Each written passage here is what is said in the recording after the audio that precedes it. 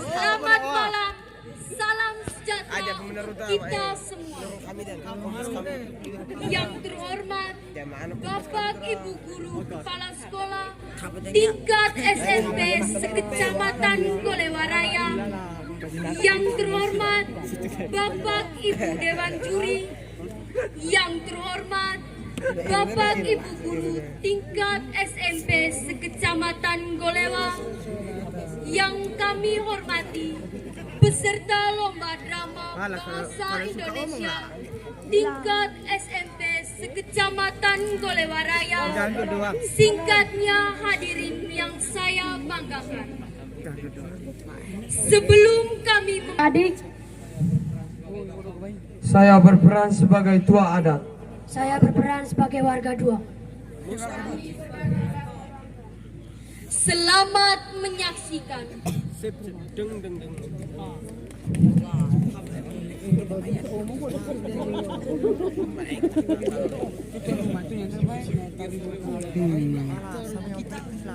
Pada zaman dahulu, ada sekelompok orang yang hidup di sebuah perkampungan yang disebut Nuabu, yang letaknya di atas puncak Gunung Inelika. Jaraknya kurang lebih 3 km dari kampung Menge. Suatu hari, tua adat menyampaikan informasi penting kepada warga kampung mengenai upacara adat baru.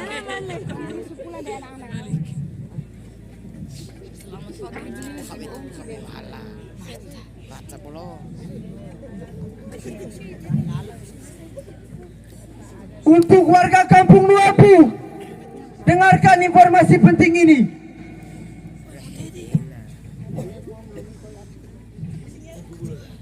Besok kita akan melaksanakan upacara adat para.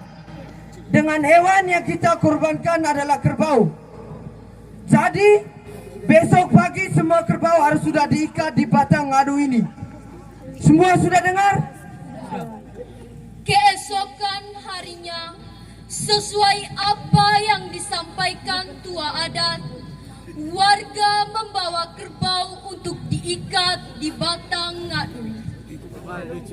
Setelah semua kerbau diikat di batang ngadu, tua adat kembali menyampaikan informasi penting yang harus dipatuhi dalam upacara adat para ini.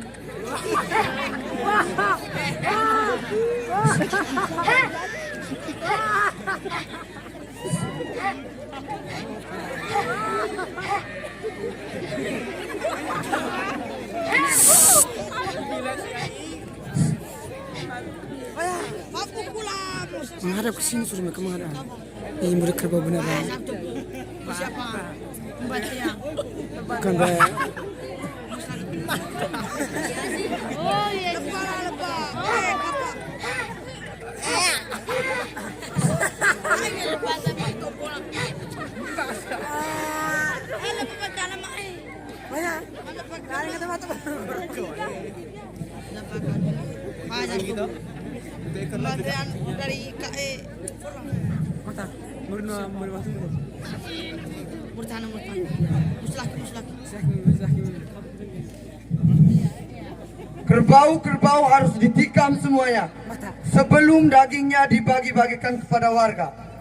Jika matahari sudah terbenam dan masih ada kerbau yang belum ditikam, maka dagingnya tidak boleh dibagi-bagikan kepada warga. Kerbau yang diikat pada batang ngadu itu kemudian ditikam dengan menggunakan tombak. Hari sudah menjelang malam, kerbau belum ditikam semuanya, sehingga daging kerbau belum bisa diambil untuk dimasak dan dibagikan pada semua keluarga yang ada di kampung tersebut. Malam semakin larut, menangislah seorang anak meminta daging kerbau. Padahal daging belum dimasak dengan alasan semua kerbau belum dipotong.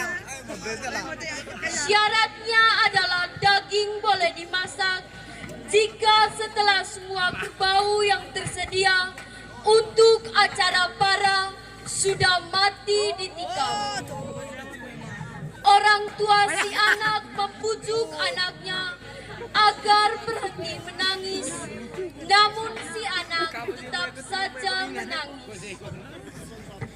Karena tak kunjung berhenti menangis, orang tua si anak mengambil keputusan untuk mengambil sedikit daging kerbau yang ada, dan mereka bersepakat jika ada orang yang bertanya, mereka akan mengatakan bahwa yang mengambil daging kerbau adalah anjing.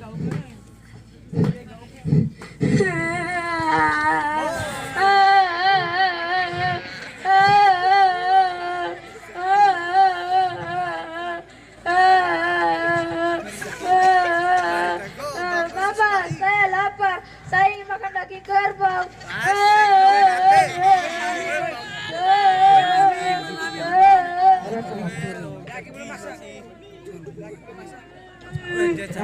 Saya lapar, saya makan daging kerbau.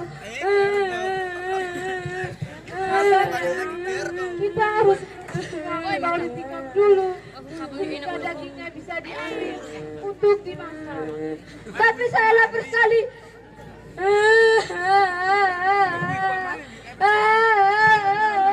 Perasaan ibu berkecamuk. Kelihatan ia sangat ragu meminta bapak untuk mengambil sepotong daging untuk diberikan kepada anaknya. Hanya karena kasihan melihat anaknya menangis tanpa henti. Namun dengan berani ibu menyampaikan ke bapak.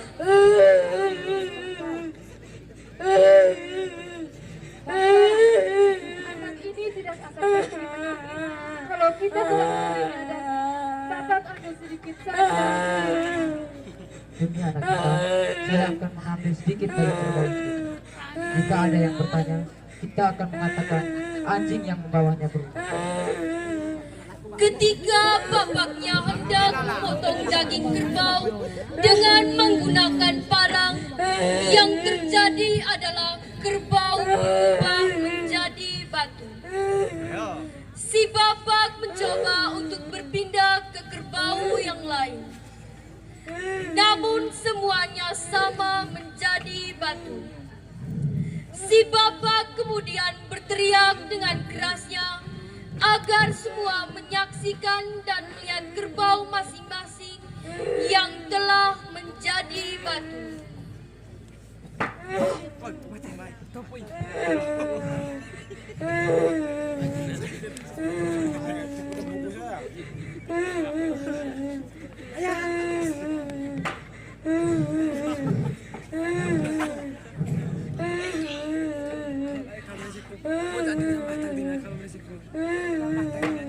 Apa ini?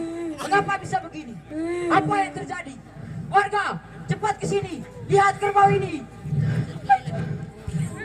Ini adalah kutukan. Ini adalah Abu Noba.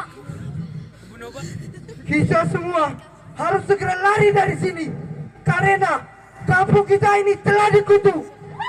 Penduduk lari ke berbagai arah.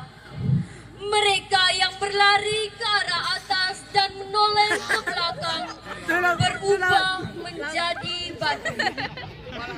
Sehingga tempat itu dinamakan Watu Wata. Sementara itu, seorang ibu berlari dengan dua anaknya sambil menarik seekor kerbau. Mereka sampai di sebuah sungai yang dalam yang tidak bisa diseberangi oleh mereka. Maka timbulan niat ibunya untuk menjatuhkan badan ke sebelah sungai, menjadikan dirinya jembatan untuk diseberangi anak dan kerbau. Seketika itu juga si ibu berubah menjadi batu. Bagaimana kita bisa menyeberangi sungai ini? Ini dalam sekali. Saya takut. Mama akan menjatuhkan badan ke sebelah sungai sebagai jembatan. Kalian berdua dan kerbau bisa melewati punggung Mama untuk menuju ke seberang.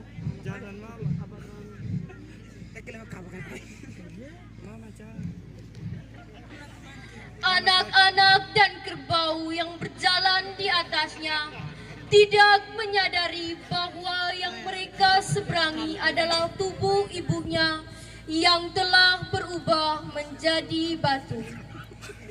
Tempat ini dinamakan Padawatu. Mereka pun berjalan menuju ke arah timur. Sampailah mereka di suatu tempat yang namanya Poma. Tak disadari kerbau menoleh ke belakang.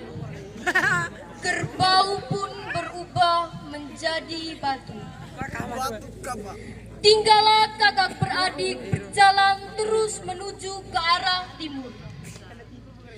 Dalam perjalanan yang belum terlalu jauh, bertanyalah si adik kepada kakaknya.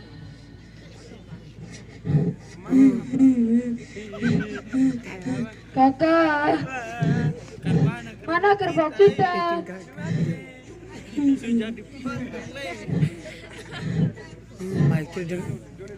Dari tadi begitu. Dengan sangat sedih sambil menangis dan berpegangan tangan, mereka menoleh ke belakang untuk melihat kerbau yang telah menjadi batu. Mereka berdua pun berubah menjadi batu. Hingga saat ini orang menyebutnya Watu Doa. Sedangkan masyarakat yang lari keluar kampung dan berubah menjadi batu dikenal sebagai Watuata. Ibu yang memberikan punggungnya menjadi jembatan untuk diseberangi disebut dengan Padawatu, dan kerbau yang berubah menjadi batu disebut dengan Watu Kaba hingga saat ini. Sejak saat itu, kampung Nuwa Ebu tidak lagi dihuni. Batu-batu yang ada di sana menjadi pengingat bagi generasi selanjutnya agar selalu menghormati adat leluhur.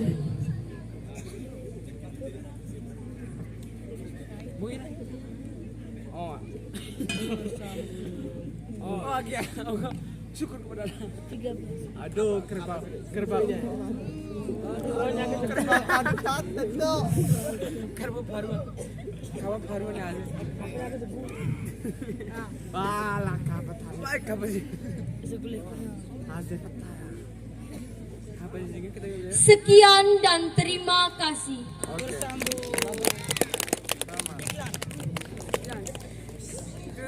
Baik, kita berikan tepuk tangan sekali lagi.